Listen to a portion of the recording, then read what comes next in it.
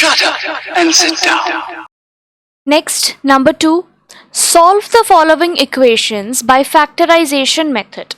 निम्नलिखित समीकरणों को गुणनखंड विधि से हल कर दीजिए। ठीक है, तो फैक्टराइजेशन मेथड से सॉल्व करना है। इसका मतलब क्या था, जो मिडिल टर्म फैक्टर लेके हम लोग सॉल्व करते थे उससे करना है। ठीक है, और अगर आपको गिवन रहेगा कि क्वाड्रेटिक फॉर्मूला से करना है तब आपको वो श्रीधराचार्य वाला फॉर्मूला लगाना है। यहाँ पर स्पेसिफिकली बोला गया है कि फैक्टराइजेशन मेथड ही आपको यूज करना है।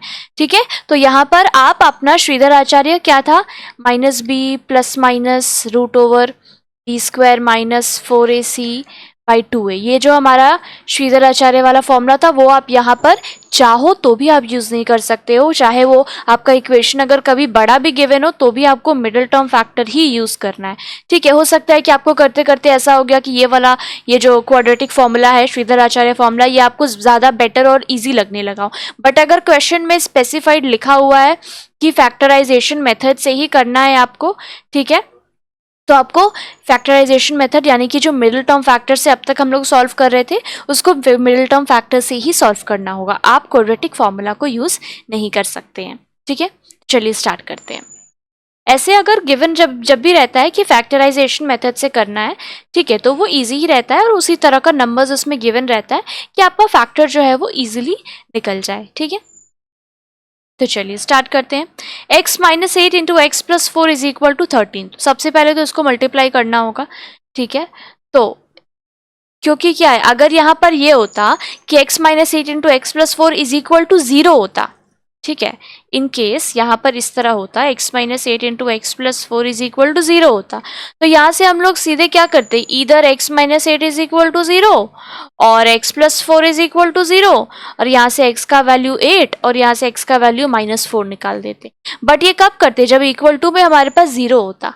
ठीक है, बट यहाँ पर इक्वल टू में क्या है, हमारे पास 13 है ना, तो इसको तो 0 करना होगा। तो उसके लिए क्या करना होगा, 13 को हम लोग को इस तरफ लाना होगा, बट उसके लिए क्या, इसको भी ओपन करना होगा, क्योंकि नॉर्मल ऐसे लाके तो कुछ भी नहीं कर सकते ना। -13 को तो हम लोग ये ब्रैकेट में डायरेक्ट किसी से माइनस नहीं कर सकते हैं, इसको क्या करना होगा, मल्टीप्लाई करना होगा। तो स्टार्ट करते हैं, x से पहले करेंगे तो ये हो जाएगा x स्क्वायर, फिर x को 4 से करेंगे 4x, फिर -8 को मल्टीप्लाई करेंगे -8x प्लस माइनस 32 और ये हो गया 13। तब ये हो गया मल्टीप्लाई। अब हम लोग 13 को इस तरफ ला सकते हैं ताकि वो प्लस माइनस हो सके। ठीक है, तो ये हो गया x स्क्वायर और इसको अगर हम लोग और सॉल्व करेंगे तो 4x में से 8x जाएगा, कितना बचेगा, -4x। साइन क्यों माइनस का लिया है, क्योंकि 8x बड़ा है, उसके आगे माइनस का साइन है, तो माइनस, ये हो गया -32 और 13 जब इस तरफ लेकर आएंगे तो क्या होगा, उसका साइन चेंज हो जाएगा ना, वो प्लस में है, इधर आया माइनस हो गया। अब क्या बचा, x स्क्वायर -4x, ठीक है, और 32 प्लस 13 करेंगे तो कितना हो जाएगा, 45 ना, प्लस करना होगा ना, माइनस माइनस प्लस होता है, और साइन इसके आगे किसका लिखेंगे, माइनस का लिखेंगे। ठीक है, क्योंकि दोनों ही माइनस है वैसे भी, और जो बड़ा है 32 उसके आगे माइनस है। अब देखिए, अब हमारा इक्वेशन आया है x square -4x -45 equals to 0। ये हमारा प्रॉपर क्वाड्रेटिक इक्वेशन आ गया है। ठीक है, अब इसको क्या करना है, मिडिल टर्म फैक्टर से सॉल्व करना है। तो फॉर दिस क्या करना होगा, 45 का पहले हम लोग फैक्टराइजेशन करते थे वैसे करेंगे ना, सिंपल। देखिए 5 9 होता है, अगर आपको वैसे सॉल्व करना है तो मैं बता दूं, 3 से होगा 3 5 ठीक है, 3 5 ये हो गया 3 इंटू 3 इंटू 5। अब 3 3 9, ठीक है, 9 -5 करेंगे तो क्या आ जाएगा, 4। हम लोग को क्या लाना है, मिडिल में हमारे पास क्या है, नंबर 4। ठीक है, एक बार लास्ट में वापस मिडिल टर्म फैक्टर अच्छे से रिपीट कर दे रही हूँ कि इस तरह का quadratic equation using middle term factor using factorization method कैसे सॉल्व होता है। जो हमारा लास्ट का टर्म है, ठीक है, जो लास्ट का टर्म है, जो सी की जगह है, ठीक है, तो यहाँ पर क्या है 45। सबसे पहले हम लोग क्या करते हैं, 45 का फैक्टराइजेशन करते हैं। ठीक है, इस तरह निकाल लेंगे तो ये क्या आया, 3 15 3 5, तो 45 इज इक्वल टू क्या हो गया हमारे पास, 3 इंटू 3 इंटू 5। ठीक है, अब यही जो नंबर है, इन्हीं नंबर से प्लस या माइनस करके जो हमारा मिडिल में जो नंबर है, यहाँ पर क्या है, x का कोएफिशिएंट क्या है 4, तो हम लोगों को किसी भी तरह वो 4 लाना है। अब इसमें एक और चीज़ है, जो हमारा लास्ट टर्म है उसके आगे कौन सा साइन है, माइनस का साइन है, ठीक है, तो हम लोगों को ऐसा ही कुछ नंबर लाना है कि वो माइनस करने पर हमारे पास 4 आए। ठीक है, तो जैसे यहां पर हमने क्या निकाला, 9 minus 5 is equal to 4। Rule क्या है मिडिल टर्म फैक्टर का, ये जो 9 माइनस 5 इज इक्वल टू 4 आप ला रहे हो, तो मिडिल में हम लोग के पास क्या है, 4 4 ही लाना है। तो माइनस करके 9 माइनस 5 4 तो हो गया, लेकिन 9 इंटू 5, ठीक है, ये करके क्या आ रहा है 45। यानी कि जो भी नंबर हम लोग यहाँ पर यूज कर रहे हैं उसको मल्टीप्लाई करने के बाद जो हमारा लास्ट का टर्म है 45 वो आना चाहिए। ये दो चीज चेक करना बहुत इंपॉर्टेंट है, और ये दो चीज अगर आपके पास है तो आप उसके बाद ही उसको वहां पर पुट करेंगे। ठीक है, तो यहाँ पर क्या आया, 9 माइनस 5 इज इक्वल टू 4 और 9 इंटू 5 इज इक्वल टू 45। अब 9 इंटू 5 तो 45 होगा ही, क्यों, क्योंकि हम ऑलरेडी 45 का फैक्टराइजेशन कर चुके हैं। ठीक है, 3 3 और 5, और इसी के हेल्प से हम लोगों ने 9 माइनस 5 करके इज इक्वल टू 4 निकाला है। ठीक है, तो इसीलिए वो तो आएगा ही। तो ये हो गया। अब यहाँ पर पुट करते हैं एक्स स्क्वायर माइनस 4 की जगह अब हम लोगों ने क्या निकाला है, 9 माइनस 5 ना, तो 4 की जगह हम लोग लिख देंगे 9 माइनस 5, जो कि 4 ही होता है, क्योंकि यहाँ से इस लाइन से दूसरे लाइन में जब हम लोग जा रहे हैं तो हम लोग खुद से तो उसकी वैल्यू नहीं चेंज कर सकते हैं। 4 की जगह 4 नहीं लिख के हम लोग 9 माइनस 5 लिख रहे हैं। ठीक है, सिंपल यही काम कर रहे हैं। Minus 45 equal to 0। Now x square minus 9x minus minus plus 5x, बस ब्रैकेट से निकाल रहे हैं, और इसमें साइन का आपको बहुत अच्छे से ध्यान रखना है। ठीक है, अगर प्लस माइनस में गलती हुआ तो पूरा सम रॉन्ग हो जाएगा। ये हो गया माइनस 45 इज इक्वल टू 0। अब x कॉमन लेंगे तो क्या बचेगा अंदर, x माइनस 9। इन दोनों में क्या कॉमन दिख रहा है, 5 ही कॉमन ले सकते हैं, क्योंकि x तो है नहीं दोनों के पास।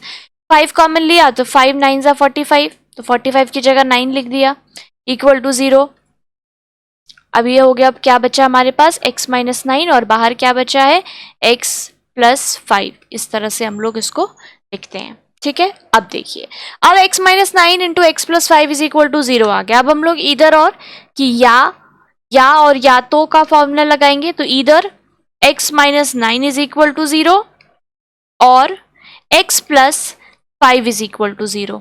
तो यहां से x की वैल्यू क्या आई, प्लस 9, और यहां से x की वैल्यू क्या आई, माइनस 5, क्योंकि प्लस 5 जब अदर साइड जाएगा तो क्या हो जाएगा, साइन उसका ऑपोजिट हो जाएगा, प्लस की जगह माइनस। तो देयरफॉर हमारा आंसर क्या हो गया, x इज इक्वल टू 9 और माइनस 5। ये हो गया हमारा आंसर। यही बोला था ना, सॉल्व करना था फैक्टराइजेशन मेथड से। सॉल्व का मतलब क्या है, x का वैल्यू निकालना है, तो x की वैल्यू हमने निकाल ली है, x is equal to 9 and minus 5. This is the answer.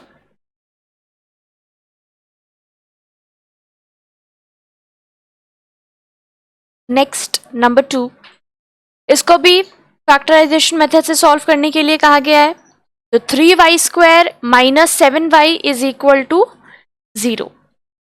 अब देखिए, c का फॉर्म तो है नहीं यहाँ पर, c तो that c is equal to 0। ठीक है, तो हम लोग उसको मिडिल टर्म फैक्टर से तो सॉल्व नहीं कर सकते हैं। सिंपल यहाँ पर क्या दिख रहा है, ये और भी इजी है, 3y square minus 7y is equal to 0। इसमें तो क्लियर दिख रहा है, y कॉमन ले सकते हैं हम लोग। जैसे ही y कॉमन लेंगे अंदर क्या बचेगा, 3y minus 7 is equal to 0, और इज इक्वल टू 0 जो है वो तो ऑलरेडी है हम लोग के पास। और जब भी इस तरह का टर्म रहता है, अभी हम लोग करके आए ऊपर, ऐसे मल्टीप्लाई में रहता है और इज इक्वल टू 0 रहता है, तो क्या इधर और यूज करते हैं ना हम लोग। तो इधर यहाँ पे हो गया y इज इक्वल टू 0 और हो गया 3y minus 7 is equal to 0, है ना। या तो ये इक्वल टू 0 या तो ये, तो या तो y इज इक्वल टू 0 या 3y minus 7 is equal to 0, तभी तो इक्वल टू में 0 है यहाँ पे। तो एक वैल्यू तो आ गया y का, यहाँ से y इज इक्वल टू 0। अब यहाँ से देखते हैं क्या वैल्यू निकल रही है। तो 3y is equal to 7, minus है उस साइड जाके क्या हो गया, प्लस हो गया, और y इज इक्वल टू निकालेंगे तो क्या हो जाएगा, 7/3। 7/3, 3 इधर मल्टीप्लाई में है, उधर क्या डिवाइड हो गया, तो हमारा आंसर क्या हो गया, therefore y is equal to 0, 7/3। ये हो गया हमारा आंसर। सॉल्व करना था, y की वैल्यू निकालनी थी, y की वैल्यू है 0 एंड 7/3।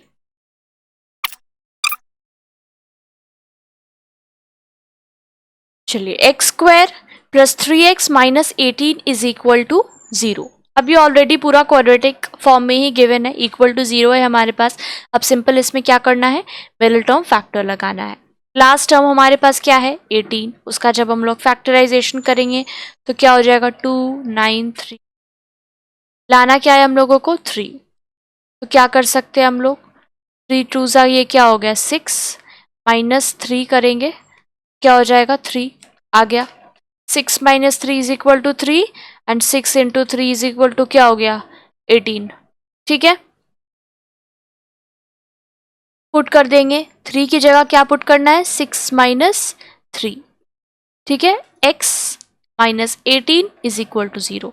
सब कुछ सेम कॉपी करते हैं, बस ये जो 3 है इसकी जगह हम लोगों ने जो यहाँ पर निकाला है 6 माइनस 3 वो पुट कर दिया, 3 की जगह 6 माइनस 3 लिखे जिसकी वैल्यू 3 ही है। ठीक है, हम लोग खुद से कुछ भी नहीं लिख रहे, जो इक्वल है वही लिख रहे हैं।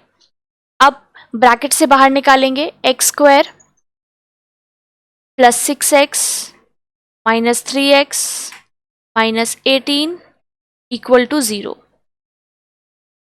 x कॉमन, x प्लस 6, यहाँ पे माइनस 3 कॉमन होगा तो ये भी हो जाएगा x प्लस 6 इक्वल टू 0। अब x plus 6 into x minus 3 equal to 0। यहाँ से फिर से क्या हो जाएगा, इधर और इक्वल टू 0 है ना, तो इधर x plus 6 is equal to 0 और x माइनस 3 इक्वल टू 0। जब x plus 6 is equal to 0 होगा तो x की वैल्यू माइनस 6 और x माइनस 3 0 होगा तो x इज इक्वल टू 3। तो देयरफॉर आंसर क्या होगा, x is equal to minus 6 comma 3। This is the answer. हो गया सोल्यूशन।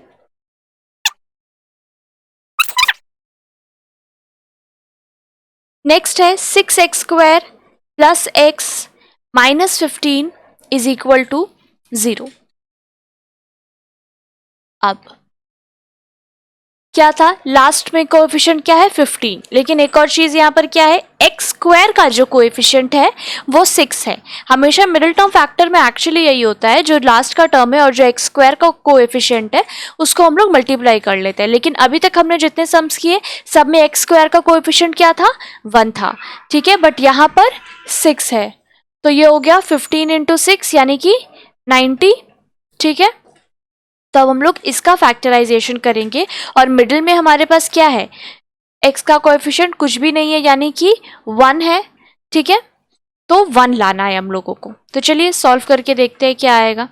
मान लीजिए फर्स्ट 3 से करते हैं, 9 और ये 0 3 एंड 10। ठीक है, अब देखिए यहीं से क्लियर दिख रहा है, ऐसे तो आप इसको और फर्दर कर लोगे 2 5 सा। ठीक है, पर ये देखिए 10 5 2 ज़ा 10 और 3 3 ज़ा 9, 10 माइनस 9 जब हम लोग करेंगे तो ये देखिए 1 आ रहा है। हम लोगों को तो 1 ही लाना है ना, क्योंकि यहाँ पर x का कोएफिशिएंट क्या है 1 है। ठीक है, और 15 इंटू 6 90 है, तो क्लियर दिख रहा है 10 माइनस 9 करेंगे तो 1 और 10 इंटू 9 करेंगे तो 90 आ रहा है। तो अब हम लोग पुट कर सकते हैं। तो चलिए पुट करते हैं, 6x स्क्वायर प्लस 1 की जगह x के साथ क्या लिखेंगे 10 minus 9 into x minus 15 equal to 0। अब 6x square plus 10 into x करेंगे, ब्रैकेट से बाहर निकाल रहे हैं, मल्टीप्लाई कर रहे हैं, minus 9x minus 15 equal to 0। Now अब देखिए 6x स्क्वायर प्लस 10x, इसमें हम लोग क्या कॉमन ले सकते हैं, 2 कॉमन ले सकते हैं और x कॉमन ले सकते हैं। 2 कॉमन लेंगे तो क्या बचेगा 2 3 ज़ा 6, तो अंदर क्या बचा 3। x स्क्वायर है, x कॉमन ले लिया, एक x बाहर गया, अंदर क्या बचा 1x, प्लस है प्लस लिख लेंगे। 2 से 10 का मल्टी डिविजन करेंगे तो क्या आएगा 5 ना, 2 5 ज़ा 10 तो 2 चला गया। इसको हम लोग कैसे लिखते हैं देखिए एक बार फिर इसको, ऐसे तो ये बहुत बेसिक चीज़ें हैं कॉमन वाली। ठीक है, अंदर क्या है 10x है तो ठीक है, अब 10 मतलब क्या 2 इंटू 5, 2 हमने कॉमन ले लिया तो 2 बाहर चला गया, अंदर क्या बचा 5। ठीक है, तो वही 5 यहाँ पर लिखा है। ये एक x है, एक x कॉमन जा चुका है तो अंदर यही बचेगा माइनस 9x माइनस 15 में से क्या कॉमन ले सकते हैं, देखिए 3 के टेबल में 9 और 15 दोनों आता है ना, तो माइनस 3 कॉमन ले लिया तो अंदर क्या बचा 3x, ठीक है, माइनस जा चुका है, बचा 5 और 3 5 सा 15 दैट इज इक्वल टू 0 हो गया। बस अब हम लोग जैसे करते हैं 3x प्लस 5 दोनों जगह आ गया ना, 3x प्लस 5 3x प्लस 5, अंदर क्या बचा 2x minus 3 is equal to 0।